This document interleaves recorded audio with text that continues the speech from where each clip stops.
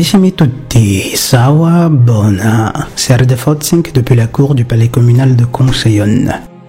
Lorsque vous observez cette maquette, il ne vous viendra jamais à l'esprit de douter un seul instant de la possibilité que l'objet qui y est représenté serait le résultat de l'ingéniosité d'une entité sentiente, d'un esprit pensant, d'une conscience agissante.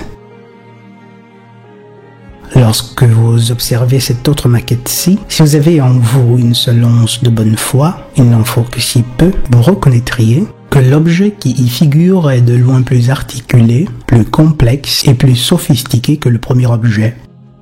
Logiquement, l'on s'attendrait à ce que l'observateur arrive à la simple conclusion que l'ingénieur qui a conçu la deuxième maquette doit être sans aucun doute éminemment plus habile et plus expert que le premier. Une opinion qui plus est corroborée par d'innombrables autres chefs-d'œuvre de ce même second ingénieur. Des chefs-d'œuvre qui sont tout autour de nous, en nous et nous. Des chefs-d'œuvre qui sont tout autour de nous, en nous et nous. Et pourtant, il s'en trouve encore qui réussissent à remettre en question la possibilité que la deuxième maquette, pourtant bien plus complexe que la première, soit le produit d'une volonté opérante.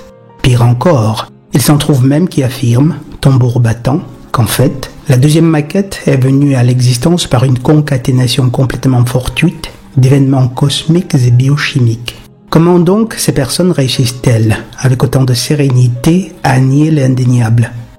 En fait, je crois que nous le savons tous.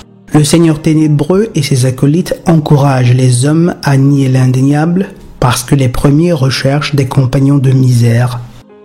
Car le Seigneur ténébreux et ses acolytes ne connaissent que trop bien le Créateur, autant qu'ils connaissent l'humain, malheureusement.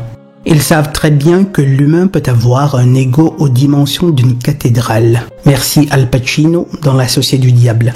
Et c'est les égos aux dimensions de cathédrale qui détruisent la nature pour du fric, qui contractent des prêts pour s'offrir des plaisirs fugaces, qui vendent l'âme pour des biens de ce monde.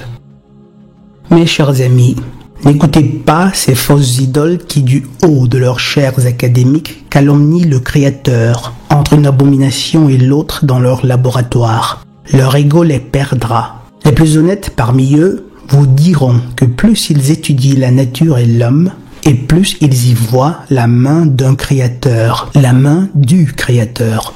Aujourd'hui, nul n'est besoin de foi pour comprendre qu'il y a nécessairement un facteur premier. Nul n'est besoin de foi pour voir et comprendre. Mais le philosophe Goethe le disait déjà si bien. Es gibt keinen blinden Mann als einen, der nicht sehen will. Il n'est pire aveugle que celui qui se refuse de voir. Ceux qui choisissent de voir verront davantage et comprendront mieux.